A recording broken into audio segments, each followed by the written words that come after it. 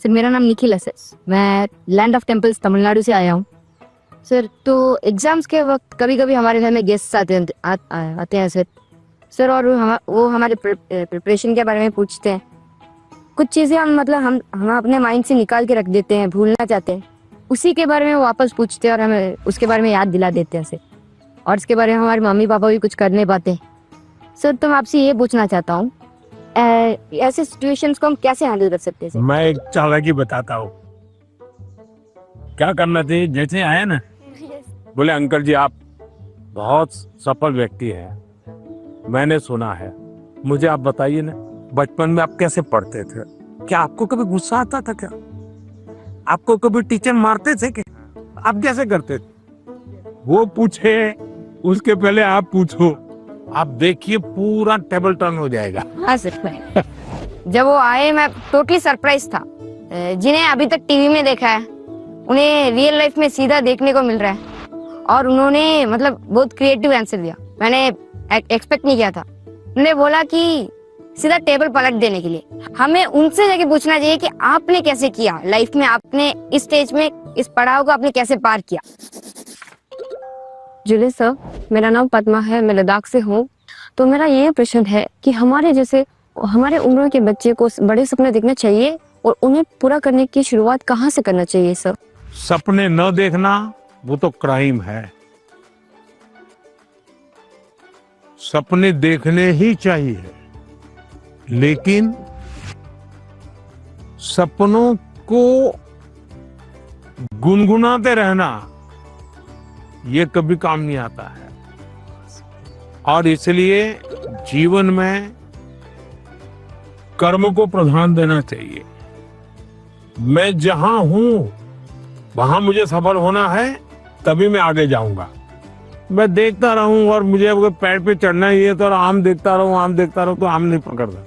अब जैसे मान लीजिए हमारा मन कर गया कि मुझे एस्ट्रोनॉट होना है और मुझे चंद्रमा पे जाना है, तो फिर मुझे पढ़ना चाहिए कि पहले एस्ट्रोनॉट कौन हुए, उनकी बायोग्राफी क्या थी, ये स्पेस होता क्या है। धीरे धीरे उसमें रुचि हमारी बढ़ानी चाहिए। फिर टीवी पे कोई कार्यक्रम है तो उसको खाद देखना चाहिए, तो आपको खाद पानी मिलता रहेगा, हैं, आपको फर्टिलाइजर जिसको कहे मिलता रहेगा, तो वो विचार आपका पनपेगा। औरों को बताने से फायदा नहीं होगा।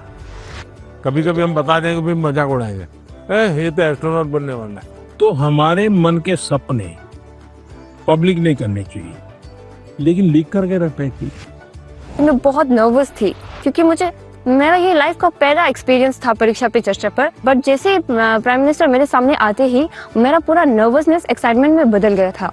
Sir, I have a question कि हम जो बड़े सपने देखते हैं उन्हें हमें पूरा करने के लिए रोजाना कौन सी एक छोटी सी हैबिट या कौन सी एक आदत अपनानी चाहिए जिससे हम अपने सपने के नजदीक पहुंचते जाएं?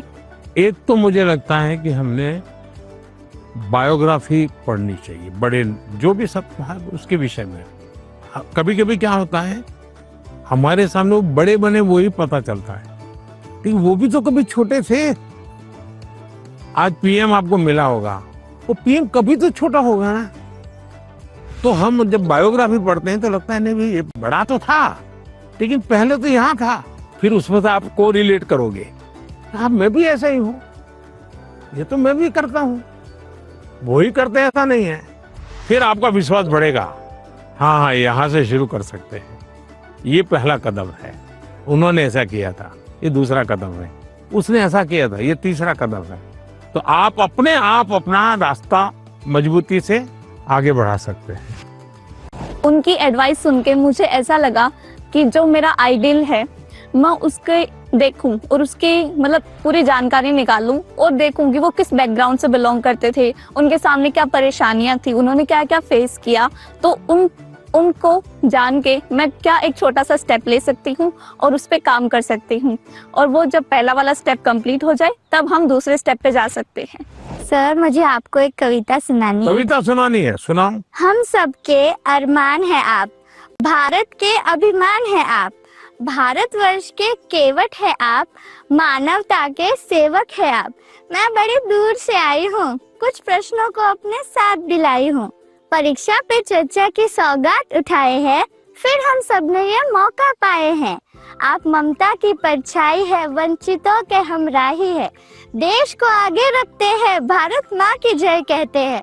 तो लो मैं भी ये कहती हूँ, मन की बात रखती हूँ, आप साधना पुरुष और योगी हो, भारत के सपनों के मोदी हो। यह कहकर मैंने वाणी को विराम दिया, वाह वाह यहीं से वाह, आपको प्रणाम किया। बढ़िया कविता बनाती हो।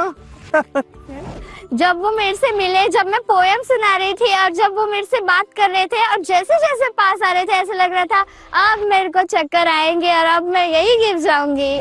ये अच्छा हुआ, आप लोगों ने सब अपनी अपनी बातें लिखी। धन्यवाद सर। आइए